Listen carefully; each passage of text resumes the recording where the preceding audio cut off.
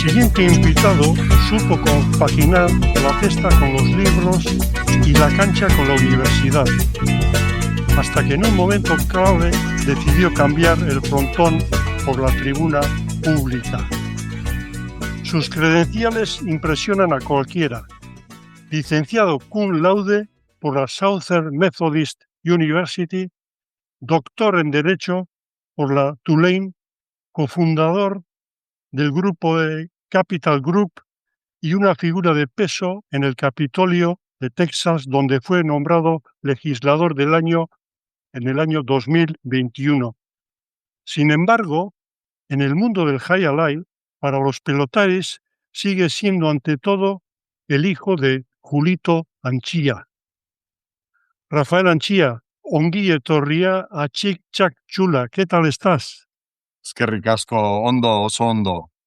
Poste naiz, zurekin berba egitea. Rafael, me han dicho que tenías una derecha preciosa, pero en política tú no eres de derechas. Pues efectivamente era derechista. Al final de mi carrera jugaba más de derecha, aunque tuve mucha inspiración en el costado de tu hermano mayor, Zulaika. Yo de costado estaba modelando su técnica cuando yo era chico pelotas, y así es que me gusta decir que estaba evolucionando todavía en mi carrera, pero de política soy demócrata y no derechista. Me lo imaginaba. Rafael, tu padre, Julito Anchía, un pelotari también que anduvo como los de su tiempo, de la ceca a la meca, ¿no? Al final acabó su carrera el año 68, el año que naciste tú, a los 32 años. Me parece, bueno, yo me identifico mucho porque a mí también me tocó prácticamente la retirada técnica, al menos el año con 32 años, 20 años más tarde, y sé lo complicado y lo duro que es para un pelotari, que pienso que es la mejor edad, tal vez, ¿no? Cuando ya has alcanzado tu madurez, esa plenitud a nivel emocional y a nivel de juego, y tener que dejarlo. Pero en vuestro caso, Rafael, claro, naces tú ese mismo año y de repente me imagino que tu padre tendría que, como se dice coloquialmente, buscarse la vida, porque ya, claro, tu madre, Edurne Michelena, de la que ya hablaremos también, ¿tienes constancia de que supuso un choque brutal tener que sacar la familia adelante? Pienso mucho en esa trauma de mi padre, porque toda su vida está completamente enlazada con la pelota. Ya sale de la escuela en el séptimo grado,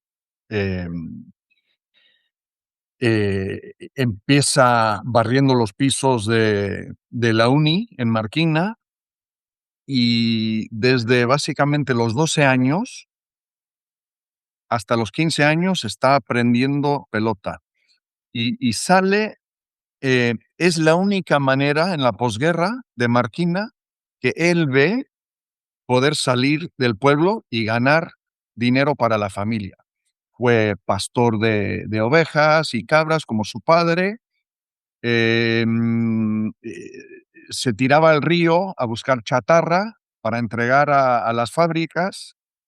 Se subía a los techos para arreglar los techos, pero luego se metió a través de Chomin, el que llevaba el frontón, se metió bueno, a la uni y cambió su vida. Así es que el estar completamente entregado a esa idea de sacar para adelante su familia, envía dinero a sus padres, a Simona Garechana y a Claudio, para levantarles también a ellos. Intenta, bueno, se casa con mi madre y se siente una responsabilidad enorme en esa época porque también mi abuelo materno, Pelotari, había fallecido joven y de repente mi padre no solamente está encargado de su familia en Marquina, pero la familia de mi madre y siente una responsabilidad enorme. Y está, como has describido, en su prime de carrera. Hay una entrevista en el periódico de Miami donde dice, bueno, me siento tan bien que puedo jugar 15 años más. Está en su prime. Está Ujú, jugando las últimas en Miami Highlight con un cuadro histórico. ujú. Está jugando partidos en Francia con Chucho Larrañaga, con Orbea, con los mejores del mundo y compitiendo fuertemente. Em, y de repente viene la huelga y se le acaba la carrera. La trauma, bueno, Diego se casa en el 67. En el 68 vengo yo, hay una huelga y de repente se le acaba la carrera. Y esa trauma no lo puedo entender.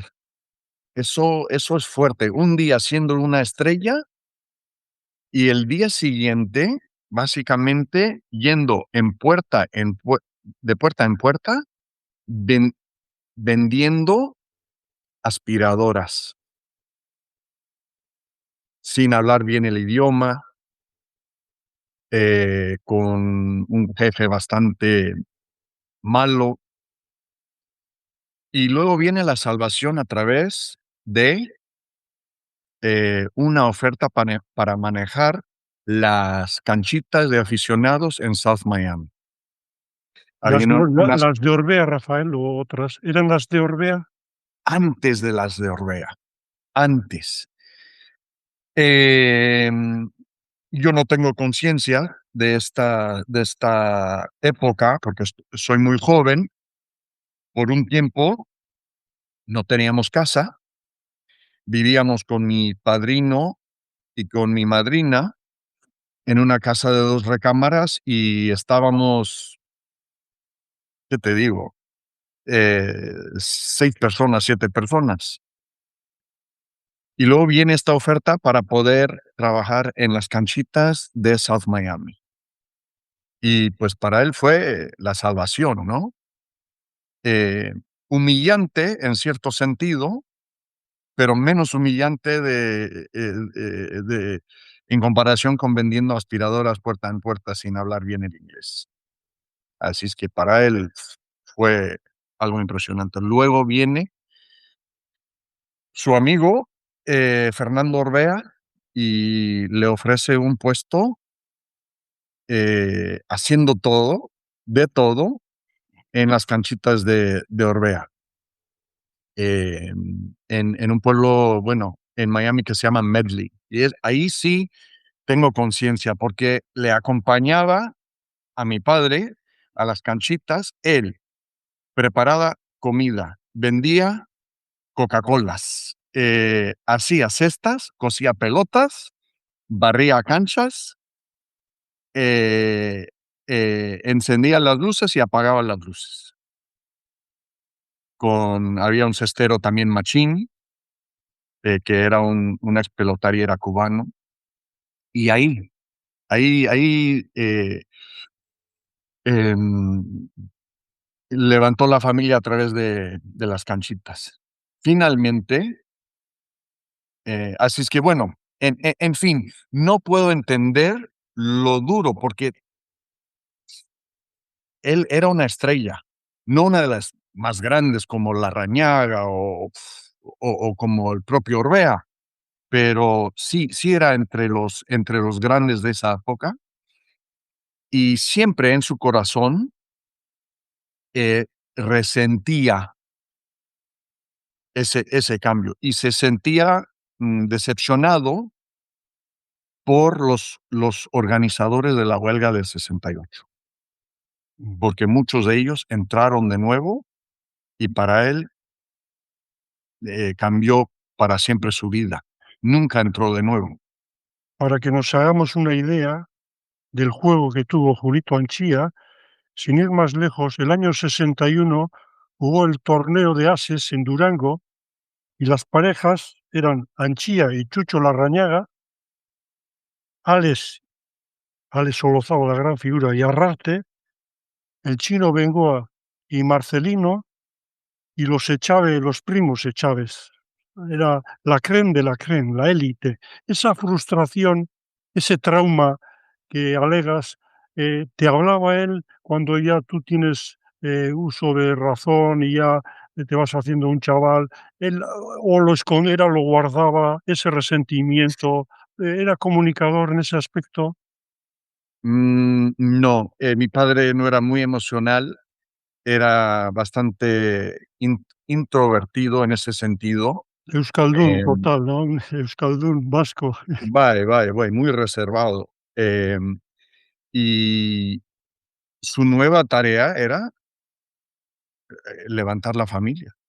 Esa era, y lo hizo con todo.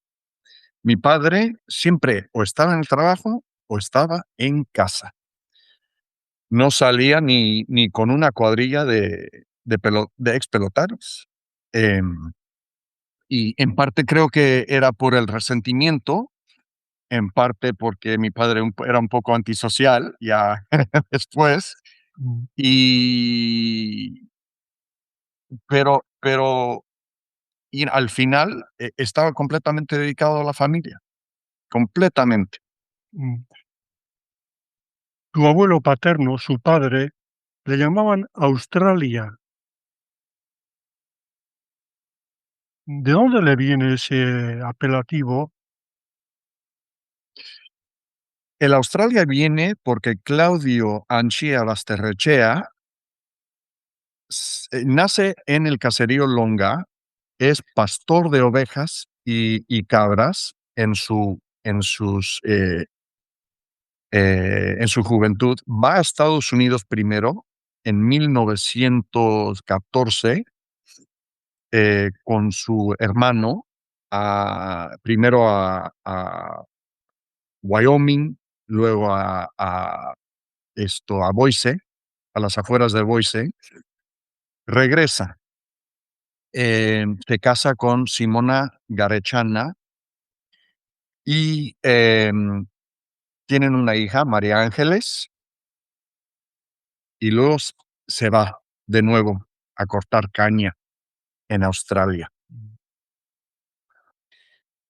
Y un tiempo de fracaso. Desafortunadamente no le fue bien. Amuma Simona trabajando como trabajan las vascas y estas de las antiguas. Le manda dinero para su pasaje para regresar. Y él regresa triste porque sus intentos de ganar dinero lo invirtió en un proyecto de levantar agua fresca en un pozo y, y no jaló al fin, no le fue bien. Así que él regresa, nace Julio, eh, eh, pero Claudio siempre tiene este apodo. Hasta cuando trabajaba en La Esperanza, la fábrica de bombas en Marquina, le llamaban Australia. En su vejez, fue un andarín, hizo la vuelta de Vizcaya, la vuelta de Guipúzcoa, y con, ¿qué te digo? 80 y algo años. Era tremendo. Y al final le atropelló un coche y así murió, pero no eh, tenía buena consistencia, buena salud y Mm, él tenía el plan de hacer con creo que 80 y algo años la vuelta de Euskadi, andando. Es curioso, Rafael, porque tu madre Edurne, que vive todavía, Así es. Edurne Michelena, su padre, Justino, fue pelotari y su abuelo también, Miche, fue uno de los primeros de La Habana y de hecho es allí donde falleció. Y para los que tienen posibilidad de acceder a este libro, se le ve aquí el tercero por la izquierda, aparece en, entre Ali menor Cecilio, Petit Pasiego, Machín, Trecet, Michelena, Eloy, Urreisti, nombres eh, legendarios, ¿no? En la antigua pelota, por así decirlo, y entre ellos eh, el abuelo de tu madre, Edurne. Nuestra familia tiene huellas en la pelota en Oyarzún por Pepe Miche, en Eibar por mi abuelo materno, Justino Michelena, y en Marquina por mi padre, Julito. Y finalmente huellas en Estados Unidos y bueno, por todo el mundo, por los recorridos que hicieron todos ellos, ¿no? Y huellas conmigo también. Yo aún, cuando voy a Marquina todos los veranos con mi madre, yo intento ensayar, un poco por lo menos.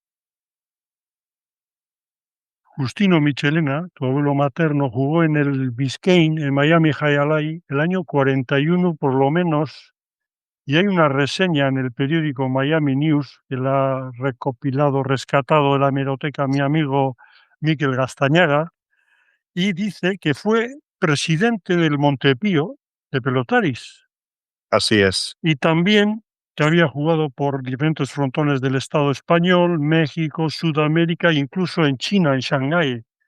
Y no solo eso, sino combatió en la guerra civil donde murió un hermano suyo y una vez en Miami pintaba y escribía también todo un personaje este Justino, ¿eh? Justino era un hombre primero de artes y letras. No tenía una educación formal, pero intelectualmente estaba muy desarrollado.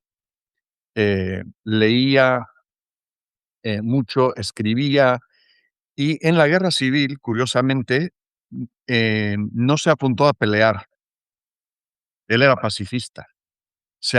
Apuntó a ser cartógrafo y escolta de las líneas eh, fascistas. Él, como medio espía, miraba a las formaciones y las líneas del enemigo y diseñaba los mapas que se utilizaban por parte del ejército republicano.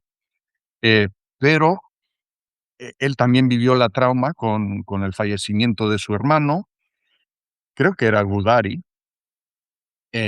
además, eh, algún pariente o hermano de él fue Gudari y se le hizo un homenaje, entre otros, en Guernica hace, creo que 10 años. Eh, pero esa trauma, él no quiso matar a nadie y era un pacifista. Y siempre me ha impresionado en una época de una guerra tan terrible, donde hermano está matando a hermano. Él dice que no, pero sí voy a contribuir, sí quiero ayudar y voy a utilizar mi arte, mi diseño para contribuir a la causa. ¿Tienes constancia de que ese libro en el que habla la reseña periodística se publicó? No, ni sabía que, que tenía un libro. Esta también es nueva información para mí y me gustaría ver el artículo de Miami News. No, nunca lo he visto. Mm.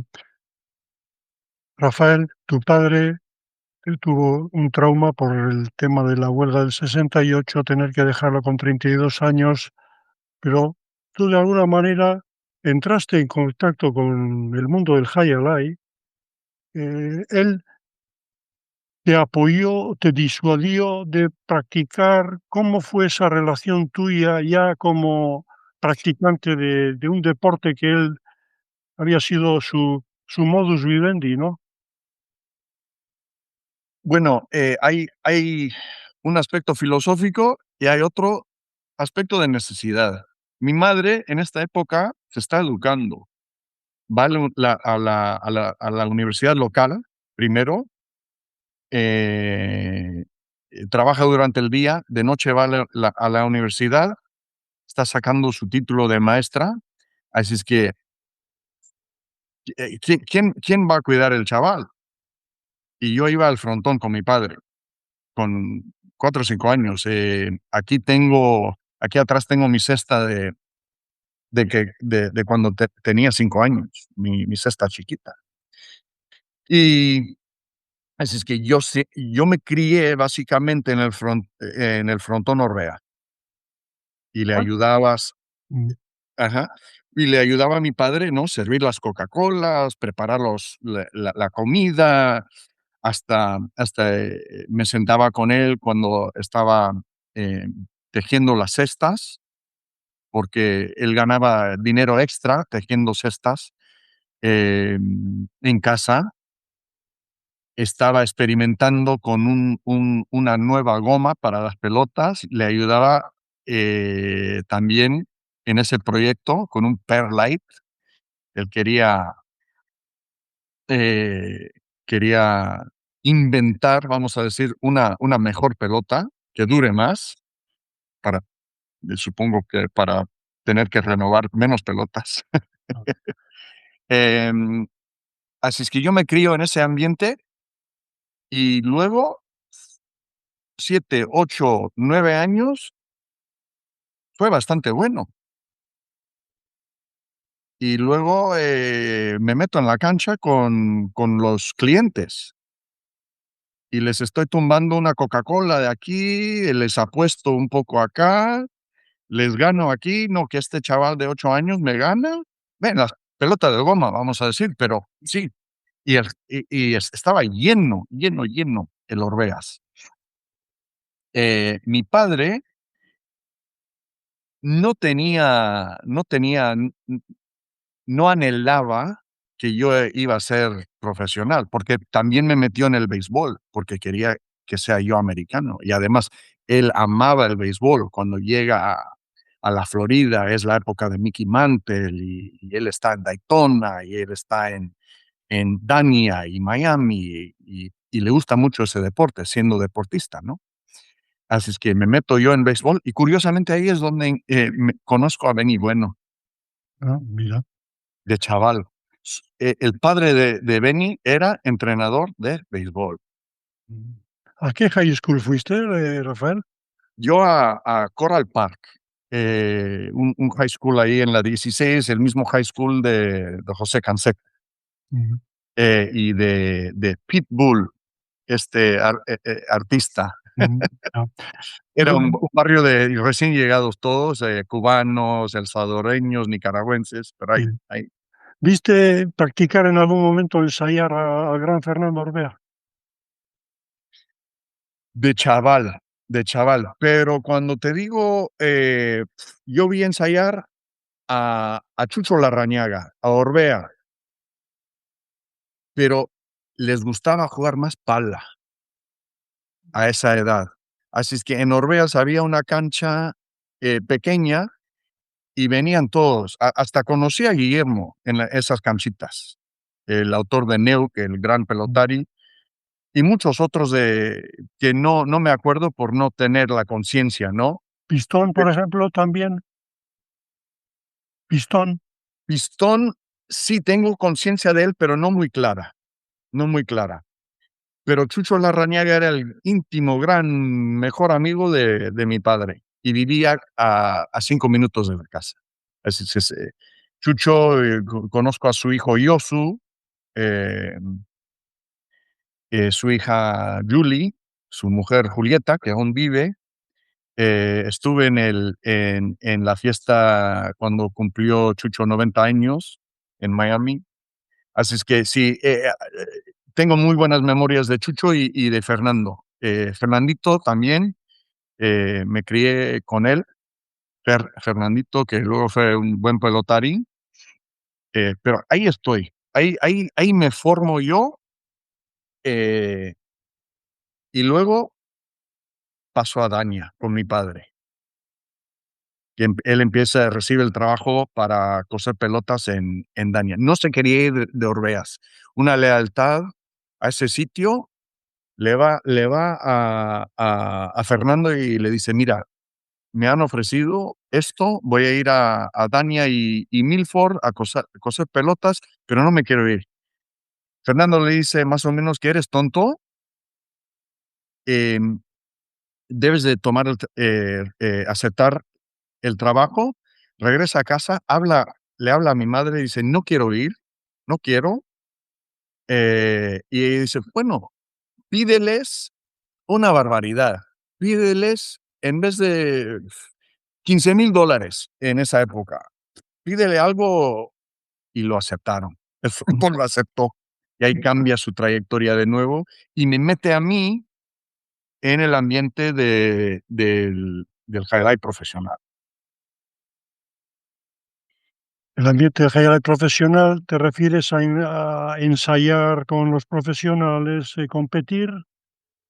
Sí, sí, bueno, en esta época soy muy joven, casi todavía ni en la cancha de pelota dura, pero mi padre ya, ya se mete en Dania, está en Milford, eh, estoy expuesto a los cuadros de pelotaris profesionales. Antes andaba yo con cualquiera y como mi padre me dejaba 12 horas en el frontón y yo por todas partes. Eh, Ahora estoy viendo a pelotaris profesionales, los mejores del mundo, y modelando eso y ya entrando a ensayar con ellos, sobre todo los que estaban lesionados y que se estaban recuperando. Hasta con tu hermano, que tuvo, cuando él estuvo en el cuadro de Milford, él tuvo una lesión, creo que de la muñeca. Y yo para esa edad pegaba bien, ensayaba bien, yo ensayaba todos los días sin faltar y, hasta mi padre, para no pedirles a los intendentes, poner las luces, ensayaba a oscuras, yo, en Milford, durante el día, obviamente, pero a oscuras.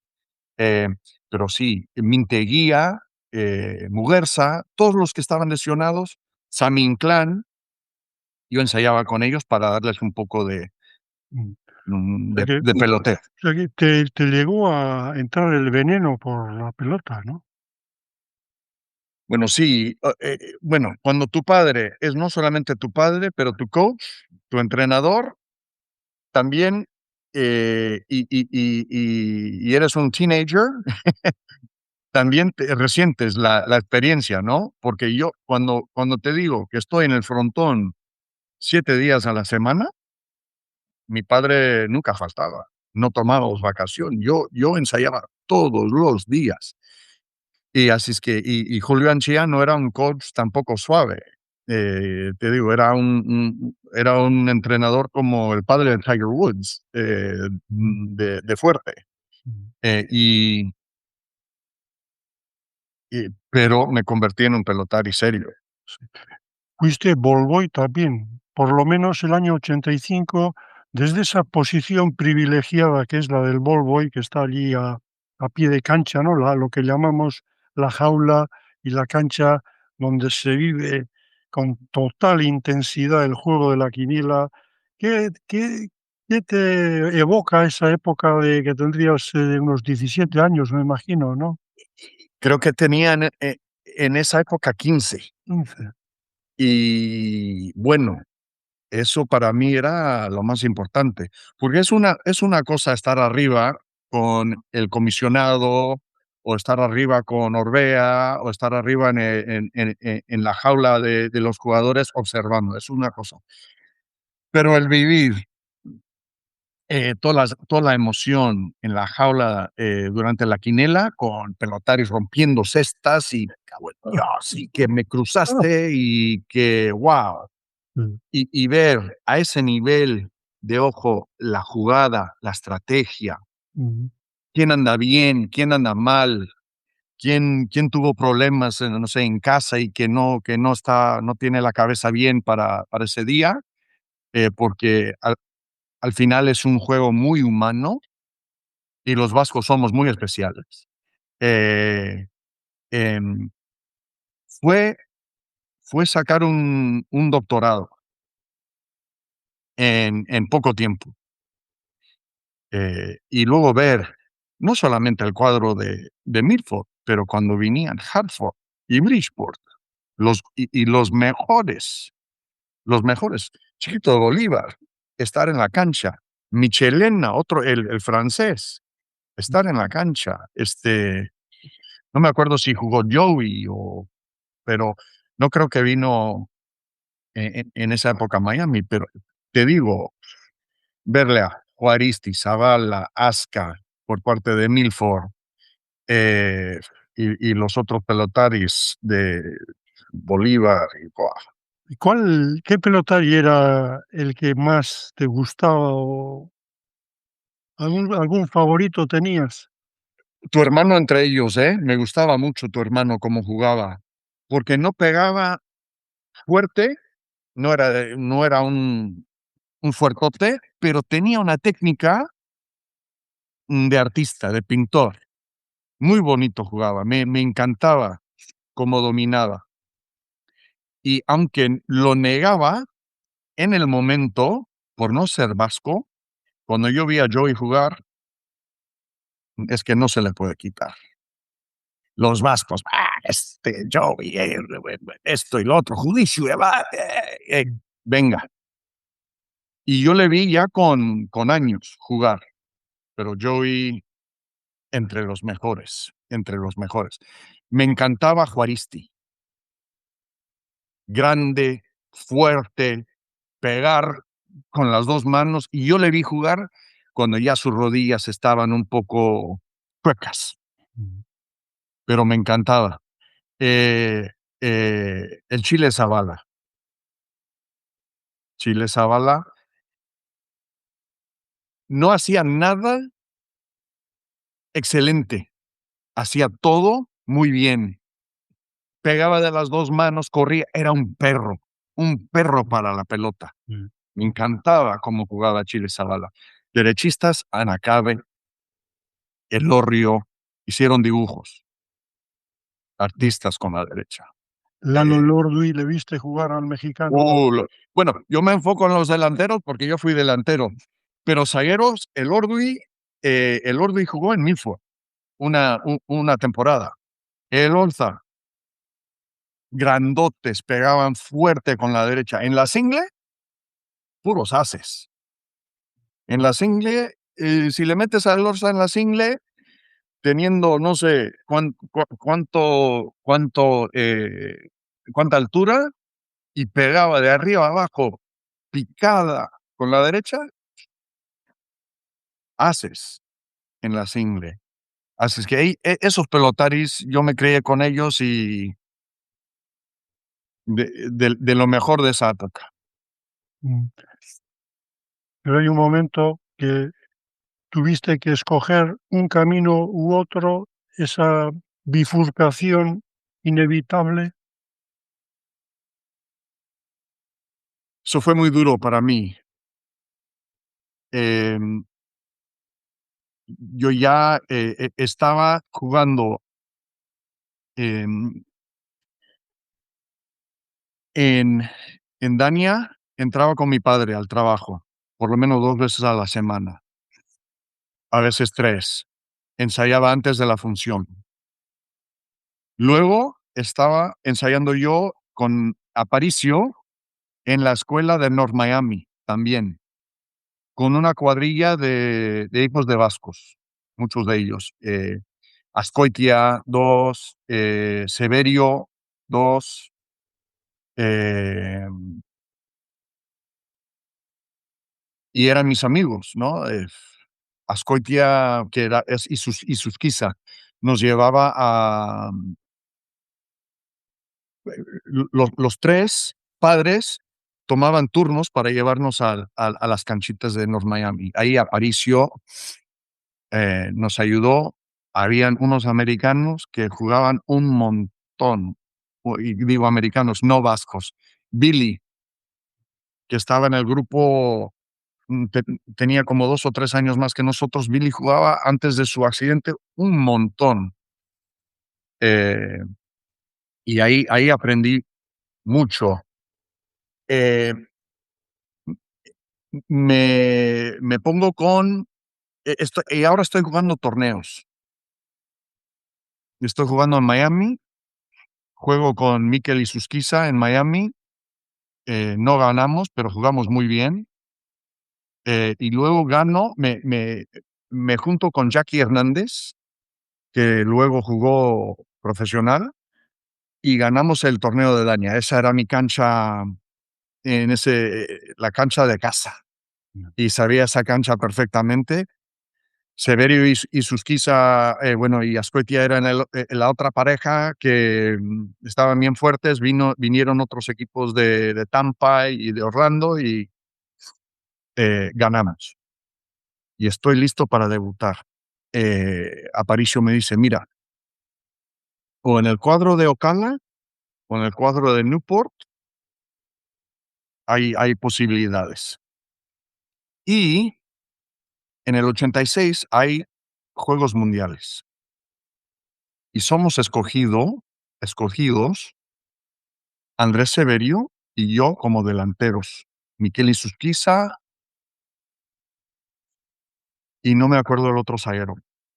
Para competir en Vitoria en el 86, representando a Estados Unidos. Recibo una beca a estudiar al mismo tiempo. Sí, voy a Vitoria en septiembre, tengo que perder mi beca y mi primer semestre en la universidad. Mi padre me dice, chaval, este deporte va para abajo, porque él había vivido la época dorada. Dice, esto va para abajo, no para arriba, y no hagas lo que hice yo, que es no estudiar. Uy, yo quería la vida de pelotari. Y nos afectó bastante en esa época nuestra relación. Nos afectó bastante. Yo tenía un resentimiento fuerte. Me dices, ahí está, que estoy ensayando todos los días contigo y no eres nada cariñoso en el aspecto que he dedicado todos estos años, que estoy a punto de jugar juegos a nivel mundial, que he ganado y estoy compitiendo bien en estos torneos. Y ahora lo voy a dejar todo. Vienen las Olimpiadas en el 92. Yo ya estaba pensando, voy a representar a Estados Unidos en el 86 y en 6 años, venga.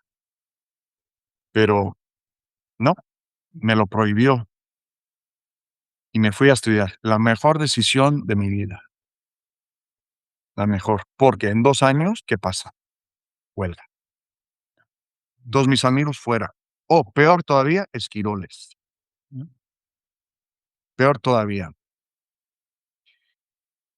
Cruzan el piquete. Y para mí, yo siempre cuando regresaba y en Dallas no había ningún sitio para jugar, siempre me iba a las canchitas o me iba a Dania y ensayaban. Me estaba manteniendo en buenas formas, estaba fuerte, 17, 18, 19 años. Todavía no he debutado y estoy pensando en el 92, todavía tengo posibilidades, a lo mejor, porque no soy profesional.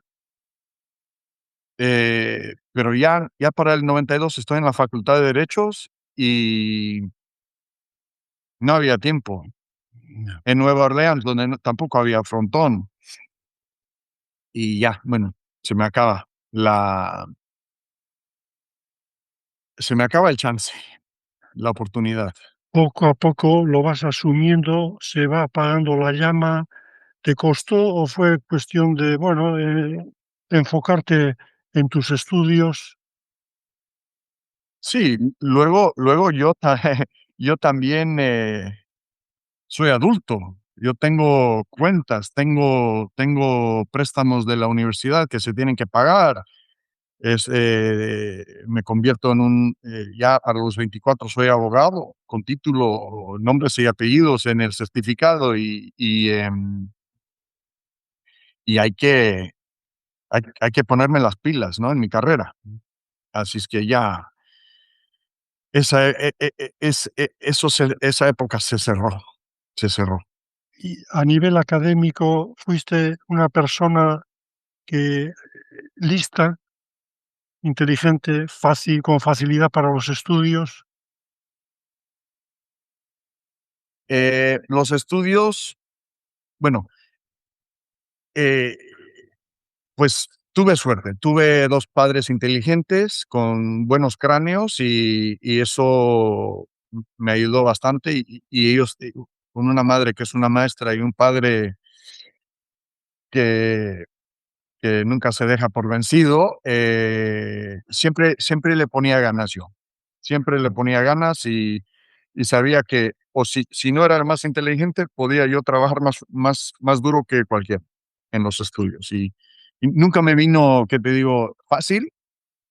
Y cuando llegué a la Facultad de Derechos, estoy ahí compitiendo con gente que había ido a Stanford y Harvard, y la Facultad de Derechos sí era duro, y estaba yo en una de nivel internacional, así es que tenía que competir. Sabía que no era el más listo de todos, pero con el trabajo Mm, y luego la responsabilidad también de ser el primero. Mis padres habían sacrificado tanto de ser el primero, el varón mayor, tenía que yo llegar a la talla, no había otra mm. opción. ¿Ese sueño americano del que tanto se habla existe o es una leyenda, equivocada en datos, mitificada? ¿Cómo lo ves tú? No, yo creo que todavía existe. Yo creo mucho en este sueño americano. Y mi padre, a pesar de siempre anhelar que iba a regresar a su pueblo a vivir, y criticaba a este país como buen patriota, em, decía que en ninguna otra parte pudiéramos llegar de pastores de ovejas a abogados en una generación. Es muy duro en otras partes. Y él había visto mucho mundo y esa era su conclusión, que este Mm, sueño americano en una generación nos permitió avanzar eh, mm. impresionadamente. ¿Tu padre sentía nostalgia por Marquina, por Euskal Herria? ¿Fue una persona muy identitaria? Sí, mucho. Y estaba y sobre todo por Marquina, ¿eh? Menos por los guipuchis y los, y los franceses, no way. Eh, en su pelotería, los que llegaban y estuvieron con él eran la mayoría de Marquina, ni de Guernica. ¿Eh? Y los de Marquina, Moisés, Chandrio, Zelaya, venían y pasaban horas con él. Y en su mente pensaba que iba a regresar y se iba a retirar en Marquina. ¿Se lo pensó alguna vez? Eh, al final no, al final no. Se aisló bastante mi padre por varios temas personales. Se aisló bastante, tuvo unos episodios en su vida al final y eso le prevenió regresar más a menudo. Porque también Marquina representaba una época dura. Le traumó bastante la época de posguerra, la pobreza en esa época, Le traumó bastante que su padre no estaba presente, estaba en Australia o estaba en otras partes. Y luego la muerte de su hermana, María Ángeles, que murió de tuberculosis cuando él tenía 6 años. Esa fue una trauma fuerte para él. Mm. Así es que Marquina, él se sentía muy vasco, muy de ahí, eh, pero a la misma vez las traumas de la posguerra le impactaron y nunca, bueno, la única razón por cual regresó fue cuando le forzamos, casi le teníamos que secuestrar y llevar ahí. Y al estar los primeros 5 o 6 días, me quiero regresar, vamos, mami, vámonos. Y luego, poco a poco, cuando veía a sus amigos y ya se acomodaba, estaba a gusto. Es curioso, Rafael. Me contaron una historia sobre Fernando Orbea, que ya, pues, ya de mayor, la familia decidieron venir a Barquina, pues de visita, ¿no? Y llegó al aeropuerto de Miami y dijo, se dio la vuelta, dijo que él no, hay cosas tal vez que nosotros que pertenecemos a otra generación no entendamos lo que vivieron o lo que pasaba por esas cabezas. En el caso vuestro, ¿no? Pues parece una novela, ¿no? El Aichiche en Australia, en Estados Unidos, luego Australia. Son personajes que pertenecen a los comienzos o de la primera parte del siglo XX con toda la dureza que supuso, ¿no? La pura supervivencia en un país, en este caso en Euskal Herria, que vivimos, de momento se vive bien, se vive, Súper. pero también es verdad que hubo décadas, mucho tiempo en la que no se vivía tan bien y la gente se tenía que buscar la vida en el extranjero y, de hecho, en mi propia familia, mi difunta madre eran 8 o 7 hermanas y un chico, y 5 o 6 emigraron a la Argentina con 18 o 20 años a buscarse la vida, porque aquí no había salida. Entonces, eran productos, claro, nosotros mitificamos Euskal Herria, pero por otro lado, según en qué época te ha tocado vivir, es tela marinera, ¿eh? Tiene razón. Y la nostalgia que vivimos en la diáspora es muy bonita. Es una nostalgia cómoda, ¿no? Yo estar en la diáspora, me siento tan vasco, hostia, los 4 costados y tengo 8 apellidos, pero la vida era dura. Y cuando pensamos en todas las traumas de guerras, de separaciones familiares, de muertes, y de escasez. Mi padre me cuenta me contaba de la escasez que existía, hasta un cuento, ni sé qué es, ni sé si es real, pero algunos marineros en Ondarroa levantaron provisiones, de un barco hundido, no sé, en las redes o algo, y traían, em,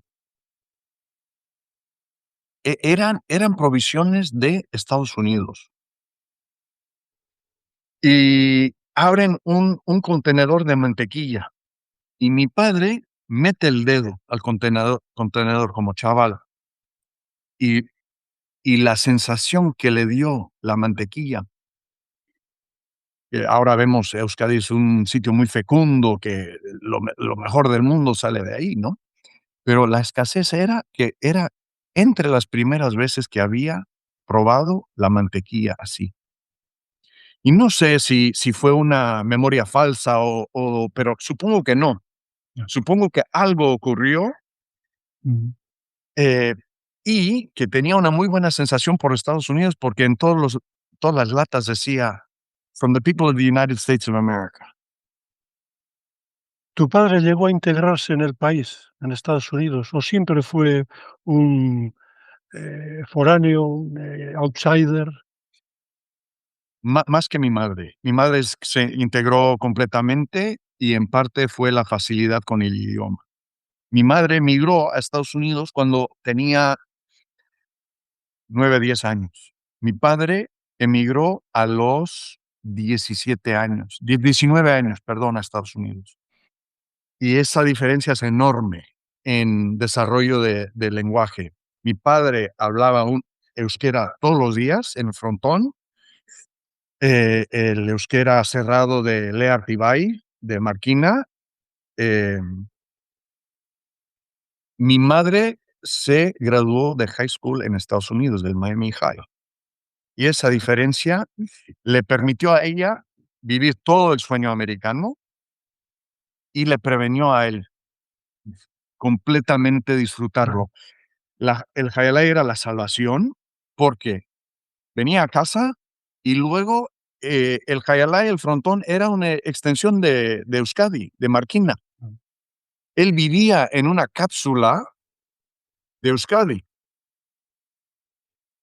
y ese ambiente le permitió poder funcionar, hablar euskera, hablar castellano, eh, saber todo el chisme del pueblo con los pelotaris que le venían a su cuarto de pelotas.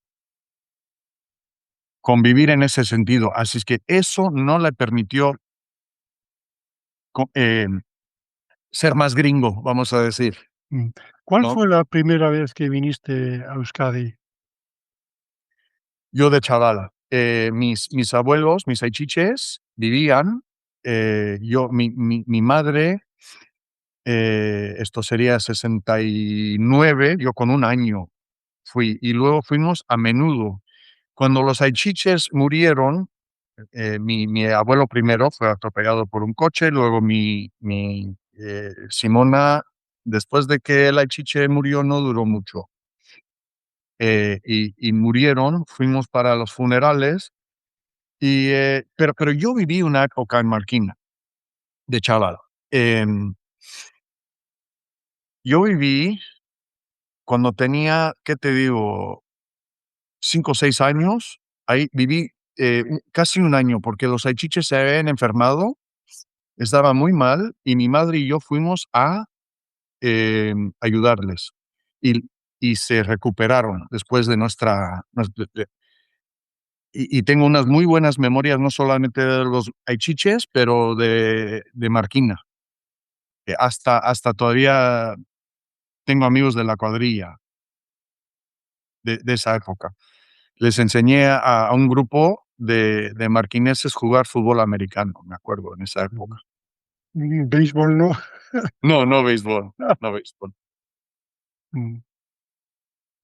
Rafael, has comentado la diáspora, sois producto de la diáspora, ¿no? Y a mí me ha pasado también. Yo fui durante años, pues, parte de esa diáspora, aunque luego ya decidimos regresar a Euskadi, y se tiende a idealizar mucho el país desde fuera, ¿eh? Como si fuera un paraíso, ¿no? Esa cosa. Bueno, sí, Euskadi se ha convertido en un paraíso, eso no se puede negar. Mi mujer es de Sinaloa, México, y la primera vez que se fue a Marquina dijo: "¡Guau! Esto se nota que es riquísimo".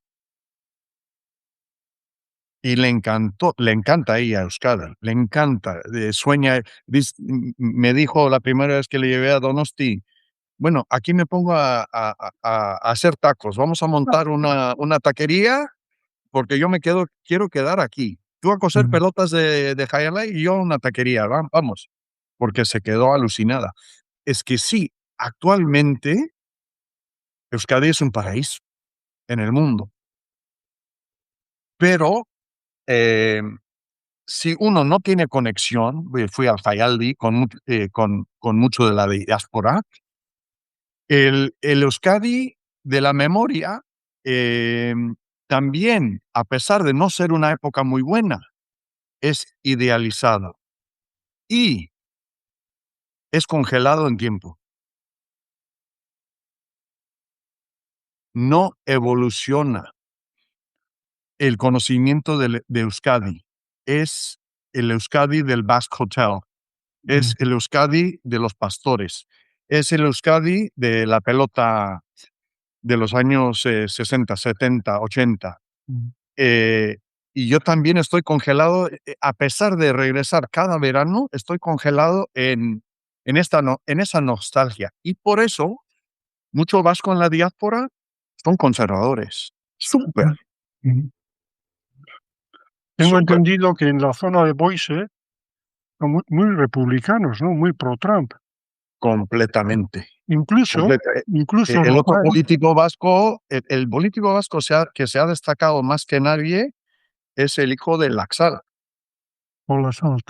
Mm. Sí, Adam Laxalt. Y él es más maga, más Trump que cualquiera. Y todos esos vascos, súper, Es súper curioso, ¿eh? conservadores. Cuando voy a visitarle a mi hijo que vive allí, está casado en Florida, en Dania, eh, cuando voy al frontón, pues siempre se arriman algunos ex pelotaris también, y a veces me tengo que separar por las conversaciones que tienen tan extrema derecha, tan pro Trump. Digo, esto algo, no pillo yo algo aquí.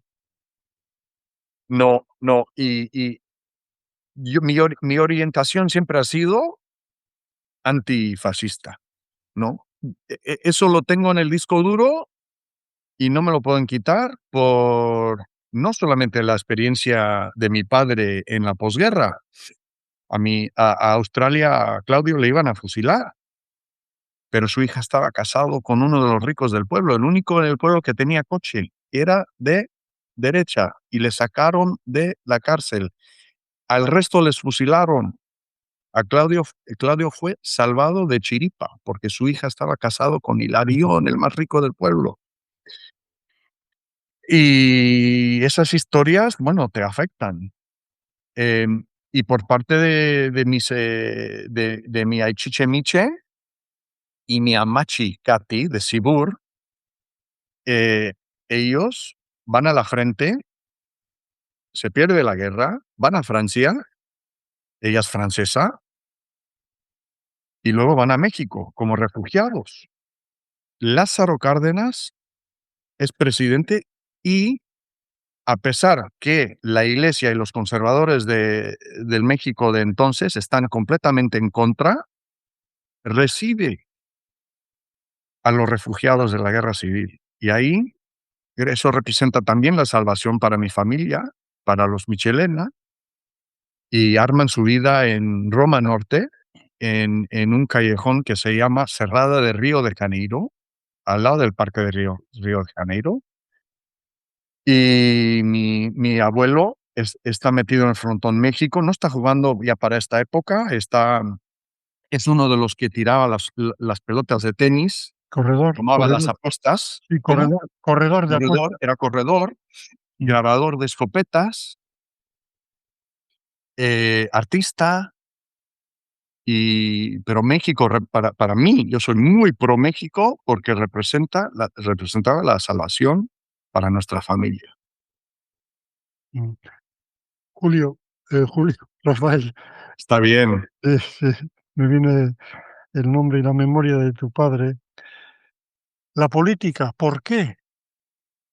Podías haberte dedicado, yo qué sé, a divorcios, a fusiones de empresas, lo que no lo sé, pero te metes de lleno en la política, en el Partido Demócrata y además en defensa de las clases más desfavorecidas, inmigrantes, derechos de educación, tu pedigrí, por así decirlo, todo eso que viste en casa que se queda, ¿no? Al final eso de alguna manera prende o te llevó a ser en la política, o a escoger la política y ser de una manera determinada.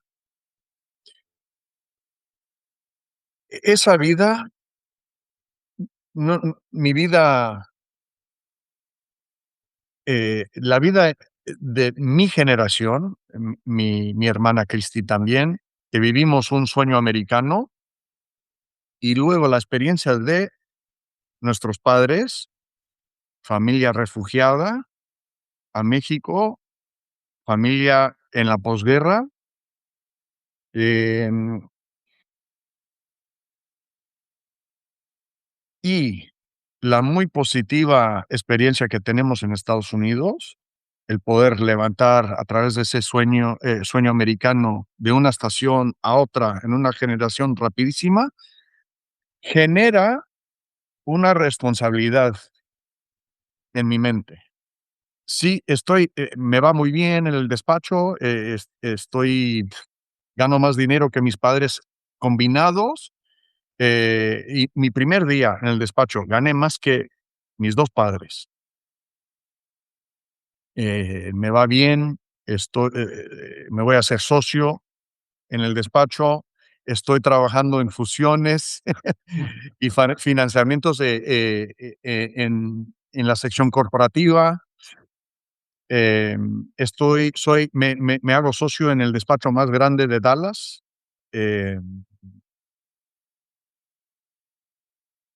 pero siento que me falta algo. Me falta.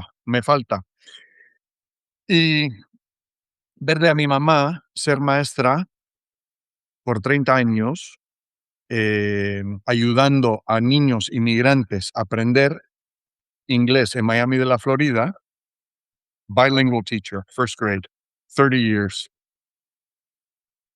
Para mí era un servicio público más genuino que cualquiera. Así es que siento la responsabilidad, me siento un poco vacío profesionalmente, porque es una cosa ayudarles a las más grandes empresas ganar más dinero, ¿eso qué? Y así es que me lanzo en pauso. E e estoy Fui aceptado en un programa de liderazgo aquí en la ciudad de Dallas, y empiezo a trabajar con jóvenes de las escuelas públicas que eran más o menos, bueno, en Miami mi high school era de 95% población latina, hispana. Eh, yo era una minoría en ese entorno. Eh, Voy a mi high school local y no tienen los mismos recursos que tenía yo. Yo beneficié mucho de programas especiales porque no conocía a ningún abogado. En mi vecindario no había abogados. Yo me crié en la Sahué, chico, tú sabes, Ya. con los cubanos, pero no habían abogados en mi vecindario. No conocía ningún abogado. Uno que se llamaba Bob Saltzman, amigo de mi padre, era doctor y él tenía un amigo, em, eh, que le conocía una vez. Luego vienen abogados a nuestra escuela y dicen: "Les vamos a ser los coaches, los entrenadores para el equipo de a lo que se refiere como mock trial". Es, juicio de práctica, vamos a Ujú. decir. Les vamos a enseñar más o menos cómo ser abogados. Y eso me impactó mucho, pero no tenían ese mismo programa aquí en el high school, así es que armé el programa. Dije: "Bueno, ¿cómo es que no tienen esto? Vamos a armarlo". Y luego empecé un programa de liderazgo para los jóvenes aquí, primordialmente mexicanos o mexicoamericanos, algún salvadoreño, hijos de inmigrantes también. Y nuestro programa fue reconocido por el alcalde. Y hay un puesto, una vacancia en la junta directiva del Distrito Escolar de Dallas. Me llama el alcalde a su oficina,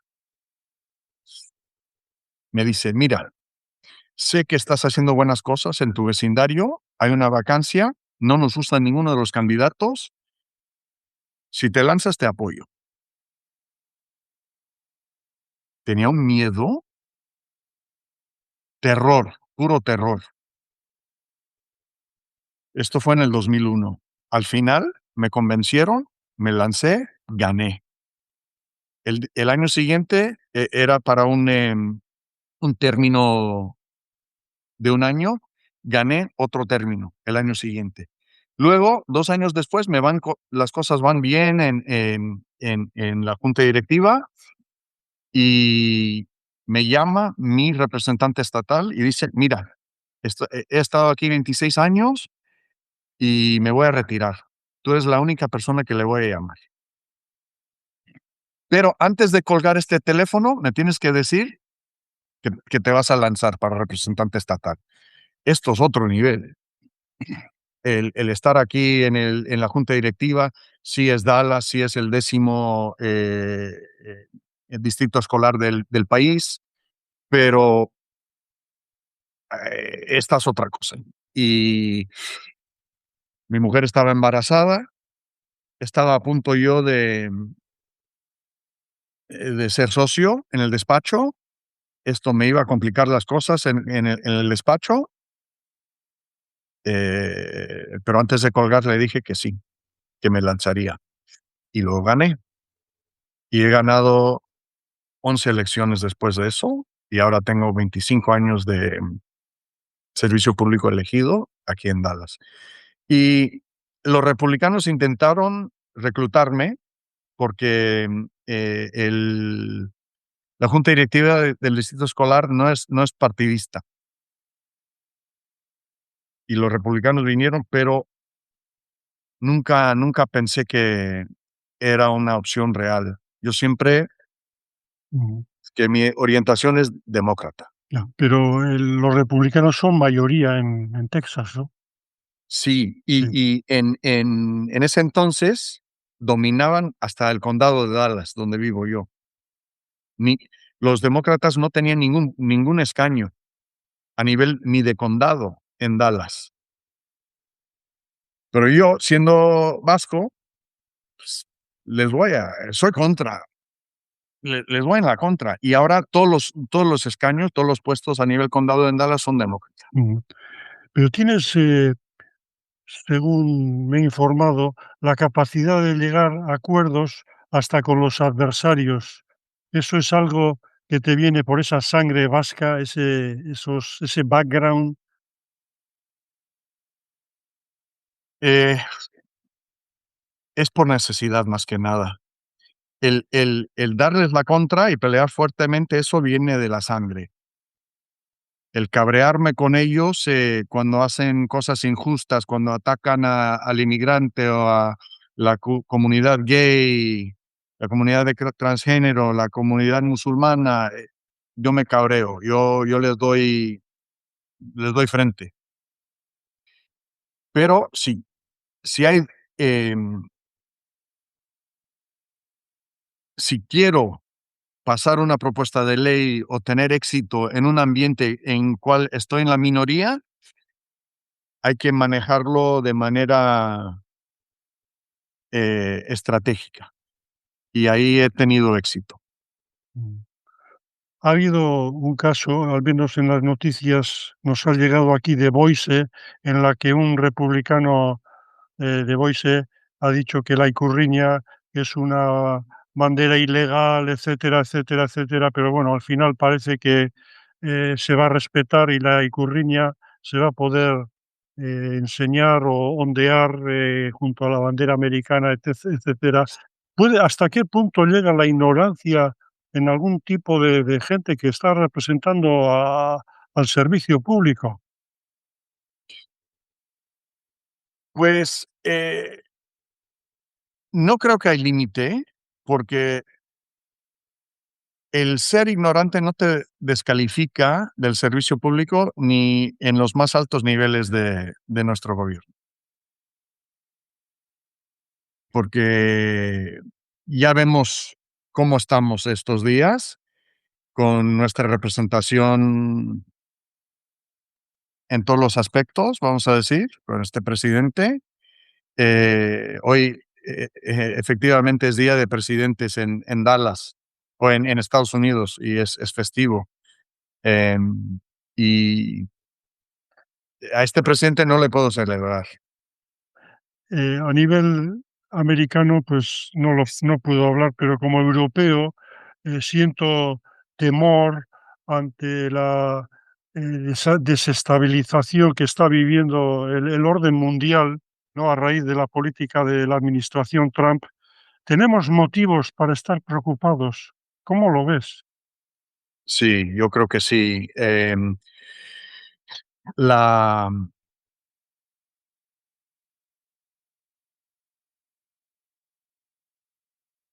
las instituciones democráticas no están funcionando bien en este país. Punto. La Corte Suprema es sumamente partidista. ¿Se dice partidista o partidaria? Eh, Partidista, diría yo. Partidista. No lo sé, no te puedo decir, No, seguro. no. Bueno, el presidente Sí. tiene mayorías en el Senado y la Cámara de Diputados.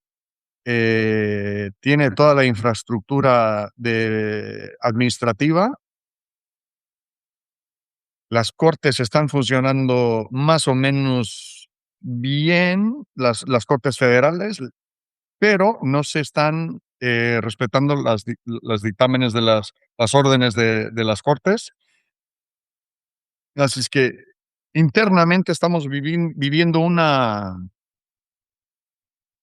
época muy dura, muy dura. Así es que sí deben temer bastante. Vamos a ver cómo van estas elecciones de noviembre, las de medio término. Creo que los demócratas vamos a darles una muy buena pelea. Eh, pero este presidente y sus, no sé, y su equipo son capaces de cualquier cosa. Mm. O sea, De utilizar el ejército, de cancelar elecciones, de cambiar las reglas de elecciones. Esto ya se ha convertido en algo. cuando la división de poderes no funciona, la democracia empieza a empobrecerse. Incluso si llegamos a decaer más todavía hacia el fascismo, incluso, ¿no? Como históricamente se ha visto. ¿Hay alguna posibilidad o el sistema habrá un momento que vuelve la división de poderes otra vez, que los mecanismos se pondrán en marcha y parará esta deriva hacia un autoritarismo al menos? Eso se va a revelar en 2 años. Las elecciones de medio término van a permitir que los demócratas, la oposición, tenga por lo menos la Cámara de Diputados y a lo mejor si barremos en estas elecciones, entonces, a lo mejor el Senado fortalecería fortalecemos esas instituciones y vamos a ver. Em, la única cosa que prevenió el robo de la elección del 2020 fue el ejército. La gente lo quiere negar, pero es la realidad. Trump quiso robar la elección. Lo iban a hacer de manera democrática, certificando la elección. El vicepresidente se arriesgó la vida y luego el ejército estaba muy sólido que iban a respetar la Constitución. Si el ejército esta vez, y él ha cambiado todos los generales, ha cambiado todos los líderes del departamento de guerra, que ahora lo han renombrado. Si el ejército y todos estos generales ac negan a la Constitución en los próximos 2 años, estamos en muy mala situación. Es cierto que una élite poderosa fuera del gobierno es al final las que marcan las tendencias, ponen a la gente, en este caso, pues a un nivel, como un personaje como el presidente Trump, que en realidad son ellos los que mueven los hilos en diferentes, el consejo de relaciones que hay, bueno, diferentes estamentos. Hay algo de solidez en esa creencia, o al final, la política es la que los políticos, vosotros, ¿no? Los que al final estáis ahí para defender, las leyes, sois los que os imponéis, o corréis el riesgo también de que hacéis lo buenamente posible, pero algo que está por encima, que es a base de poder económico sobre todo, hace que cambien las cosas. La inigualdad en Estados Unidos es un gran problema. Y eso en combinación con la corrupción de esta administración, que lo he visto claramente, sus hijos se están forrando de dinero, no a través del sistema bancario, pero a través de criptodinero, el Bitcoin, se les están pagando de esa manera. Y luego está perdonando él a todos los corruptos, no solamente de Estados Unidos, pero de otros países, cuando le pagan a los hijos. Es una mordida, una corrupción clara. Y así es que la élite que tiene dinero, sí, puede mover mucho más que los políticos aquí en Estados Unidos con esta administración, porque la corrupción es tan antidemocrática que corrompe el sistema democrático. Ahora, si quieres pasar de la legislatura, si quieres pasar eh, de normas democráticas, pagas. Lo estamos viendo aquí en Texas, donde unos billonarios petroleros del oeste del estado casi controlan completamente el Partido Republicano en el estado. Y la América esa profunda, el ciudadano medio, ¿no? Que al final, una oligarquía se está beneficiando, pero al final el ciudadano medio, el que está peleando por su sueldo, ¿no? La carestía de la vida, etcétera, etcétera, y sigue votándole. Hay, eh, tal vez porque el Partido Demócrata también no haya hecho su trabajo en la medida que le corresponde a un partido poderoso. De acuerdo, de acuerdo. No, no, nosotros también tenemos la culpa por no ser mejores. Punto, punto. Y me acuerdo cuando me estaba reuniendo con líderes en Euskadi, los políticos o jefes de partido me decían, ¿y cómo es que Biden está ahí? Es impresentable. ¿Cómo es?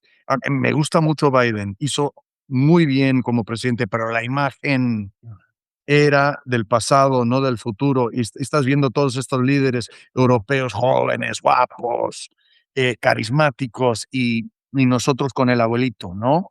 Y eso nos dañó bastante, dañó bastante. eh, y luego el que Biden esperó muy tarde para demitir, para anunciar que no iba a postularse de nuevo para la reelección. Eso, nosotros tenemos que ser mejores en ese sentido, pero no, indudablemente, nosotros estábamos operando como un partido normal y estos tiempos no son normales.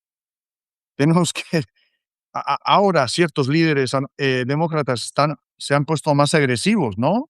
Para elevar conciencia, para despertar al pueblo. eh, y finalmente, la propaganda es impresionante. La corrupción, de una parte, la propaganda a través de los medios, en las redes sociales, impresionante. Sé que lo están viviendo también en País Vasco, en España, en Europa, pero eso hace que personas voten en contra de sus intereses, la propaganda. ¿Por qué? No pienses de la corrupción ni de los billonarios aquí, piensa en el musulmán, el gay, el inmigrante mexicano. Ellos son la amenaza, no los billonarios. Y esa propaganda les ha lavado el cerebro a muchas personas que son dañados por esta misma administración. O sea, esta ola de populismo que vive gran parte del planeta al final, ¿no? Porque Europa, una civilización, la cuna de la democracia, etcétera, etcétera. Y por otro lado, cada vez, y en el Estado español también, estamos viendo que la extrema derecha está cada vez más arriba, y es cuestión de días de que alcancen el poder. Es una ola que viene en este caso, de Estados Unidos, es la que donde arranca todo y bueno, más o menos luego va llegando la onda, centrífuga. Y los rusos están detrás de mucho de ello, los chinos quieren destabilizar los países europeos, los Estados Unidos, la propaganda viene de ellos, tienen un motivo, un interés, em, y es muy fácil ahora traerte directamente a una propaganda y fomentar odio con tu celular. A corto plazo, ¿ves alguna figura en el Partido Demócrata, como tú señalabas, un líder de estos joven, europeo, preparado, carismático? ¿Vislumbras a alguien de ese perfil?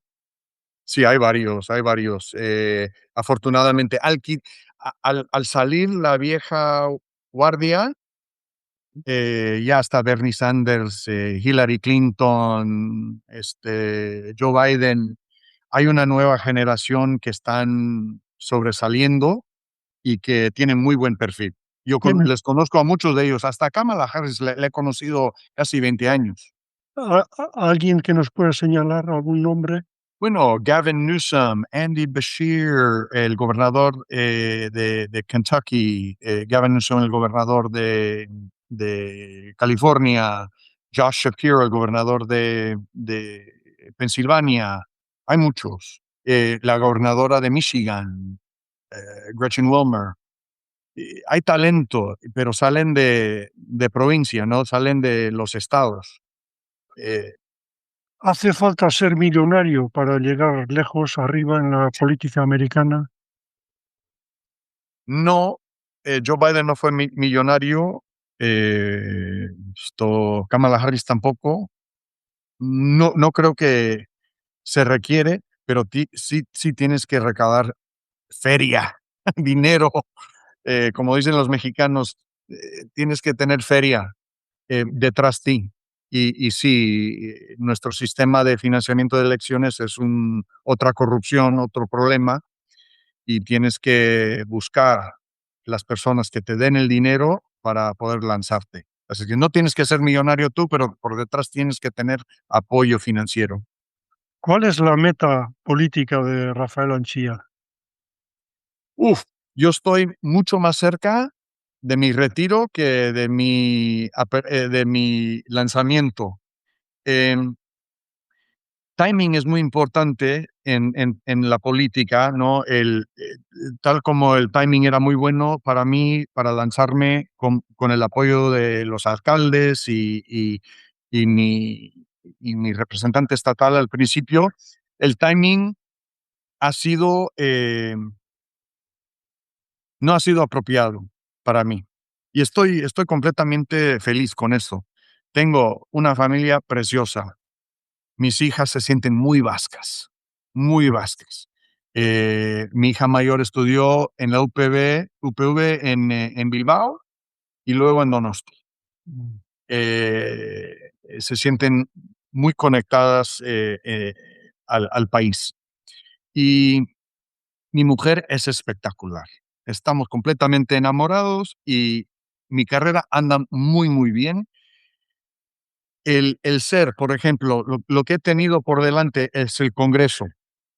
No he querido viajar todas las semanas a Washington, estar sin mi familia, estar en ese ambiente. El Congreso también es una institución que no creo que está funcionando bien, se tiene que recaudar mucho dinero y es un trabajo de tiempo completo. Ser representante estatal no es de tiempo completo, así es que he podido fundar con mi socio de negocio una empresa de inversión de inmobiliaria y ahora tenemos 40 empleados.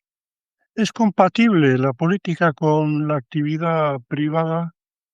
En el estado de Texas, en la Cámara de Diputados o el Senado, porque no nos pagan, o nos pagan, bueno, nos pagan $600 al mes antes de impuestos.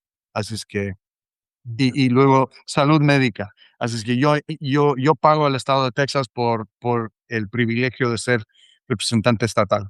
Así es que tienes que tener un trabajo. Así es que en el 2009 fundé con mi socio una empresa, un fondo de inversión de inmobiliaria y nos ha ido bien y tenemos 40 empleados. Y ese es otro aspecto de mi vida que me ha dado mucha felicidad, el ser emprendedor.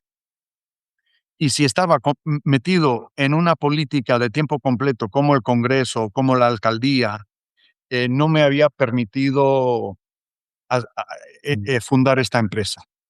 Así es que es otro, he aprendido mucho en el proceso, es mucha responsabilidad, pero ha sido muy bonito también. Pues me llevo Rafael, me quedo un poco. Yo soy bastante ingenuo y pensaba que un vasco en Washington, incluso más arriba, o sea, en la Casa Blanca algún día, pues, podría ser una realidad. Tendremos que esperar. Mm. A lo mejor una de mis hijas. Yo creo que me gustaría seguir en el servicio público elegido. Eh, También no me quiero hacer viejo y, y quiero, tengo una expectativa que quiero ser entre los mejores. Y ya con la edad siento que para la política todavía estoy en mi prime, pero no quiero tener 75, 65, 70 años y todavía estar en la política. No, porque necesitan ser más jóvenes, necesitan ser jóvenes, necesitan ser gente con otras ideas, porque las ideas también se ponen viejas. ¿Ejerces de alguna manera de embajador de Euskadi en Estados Unidos? ¿Te consultan los líderes? Sí, y afortunadamente somos pocos, somos John Garamendi en el Congreso, somos Dunishi Gereka en el Senado de Nebraska, Diana Lachiondo, David Beiter, pocos. Así es que formamos como un gabinete informal para apoyar. Y ha sido muy bonito. He conocido ya a cuatro Lendakaris. He sido invitado a Loyola con un consejo de la diáspora, gente pesada, fuerte, fuerte, fuerte de la diáspora. Eh, yo me sentí como, wow, un grupo de empresarios sobre todo impresionantes. Y eso me permite continuar siendo conectado no solamente culturalmente a través de la pelota y los viajes a Marquina, pero también políticamente.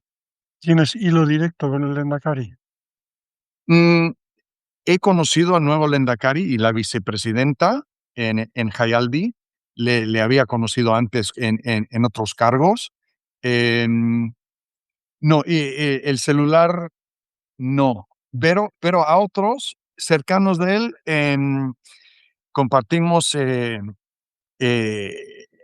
memes y textos y WhatsApps del Athletic, de la Real Sociedad, de temas de cultura. Es muy bonito tener esa amistad. Mm. ¿Cómo te ves una vez retirado ya, Si es que te retiras alguna vez también, claro, eso. Bueno, Rebeca y yo estamos organizando nuestra vida. Tenemos una casita en San Miguel de Allende, México, entre San Miguel de Allende y luego San Miguel de Arrechínega en Marquina. Veo una armonía, un equilibrio.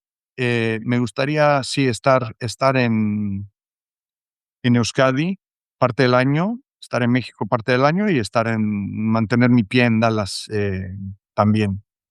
Eh, sí, si es que pueda yo disfrutar de un retiro. Vamos a ver. Si volvieras a nacer, Rafael, No cambio nada, nada. no. Pelotari profesional, no. E- el querer cambiar algo es decir que tengo, I don't know, ¿cómo se dicen regrets? Regrets, sí. No me viene la palabra ahora. Regrets, ya me vendrá. No, No es resentimiento, pero es arrepentimientos, no, arrepentimientos. arrepentimiento. No tengo ningún arrepentimiento, porque a pesar de siempre, hasta hoy quiero ser pelotero, me voy al Marquina Grand Slam a cada partido, sé que mi carrera hubiera sido muy corta. Mm, Iría yo a Newport o Ocala, intentaba, bueno, si iba a Ocala, iba a ir a la Universidad de Florida a estudiar y luego la huelga y qué, no, sin beca, sin nada. no. Así es que la pelota siempre la tengo aquí, en el corazón, en la sangre, en la herencia, en el disco duro y lo voy a disfrutar, pero no tengo ningún regret, ningún arrepentimiento. Ya veo que llevas la camiseta de Marquina, de la escuela de Marquina Chemain, ¿no? Sí. Ejerciendo en todo momento, militante. Y hemos estado apoyando la uni también con donativos cada año. Eh, Nos da mucha satisfacción poder apoyar el programa que levantó a mi padre. Eh, es también contribuir a un futuro, a lo mejor al Hayalay femenino, yo siendo padre de 2 hijos, las pelotaris que salen de Marquina, bueno, de todos los frontones de Euskadi, impresionantes, las pelotaris, wow, juegan muy bonito. Así es que vamos a continuar a invertir en el futuro. Todavía tengo el sueño que en Estados Unidos se van a reabrir frontones. Vamos a ver, si no tiene que ser en otros países a lo mejor que necesitan más, hasta más la inversión, pero yo creo que el Hayalay va a renacer. Ese sueño sí tengo.